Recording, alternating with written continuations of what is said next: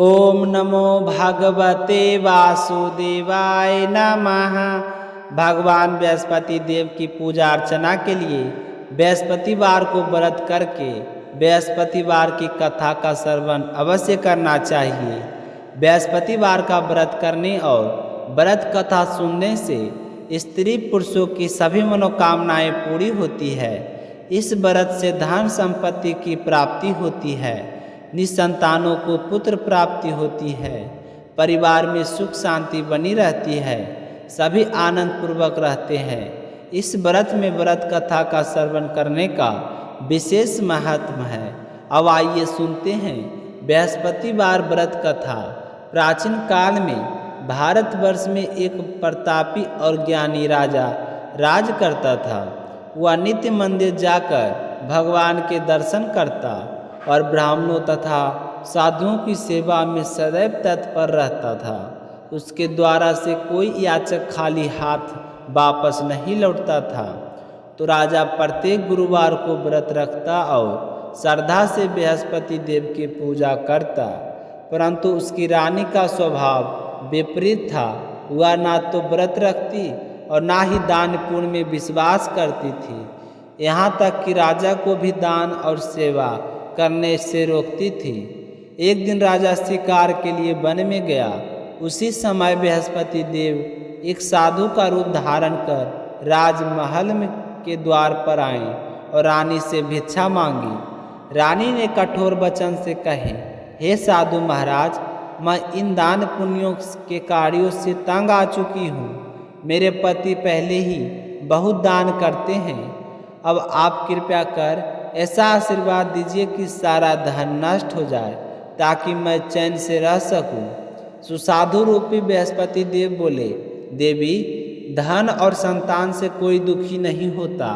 यह तो सबकी इच्छाओं होती है। यदि धन है तो भूखे को भोजन कराओ, कुएं बाबरी धर्मशाले बनवाओ, कन्याओं का विवाह कराओ। यही सच्चा पुण्य है। इससे तुम्हारा कुल कल्याण होगा। परंतु यदि तुम्हारी यही इच्छा है कि धन नष्ट ना हो तो 7 गुरुवार तक तुम यह कार्य करो।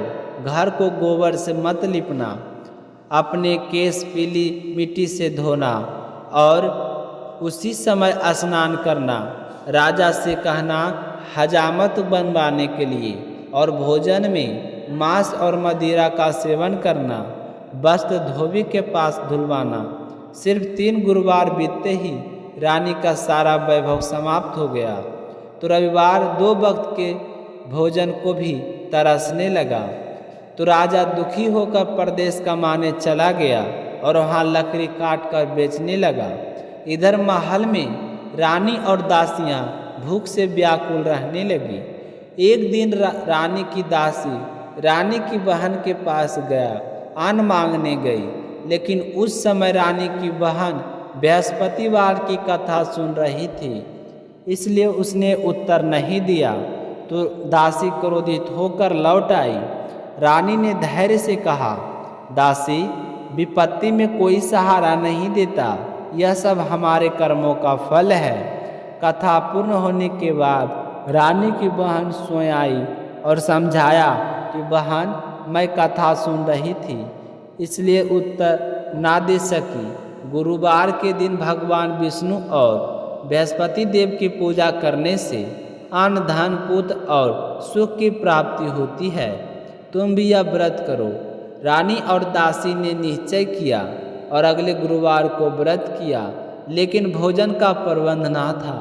तभी एक अज्ञात पुरुष 2 थाल पीला भोजन लेकर चला गया।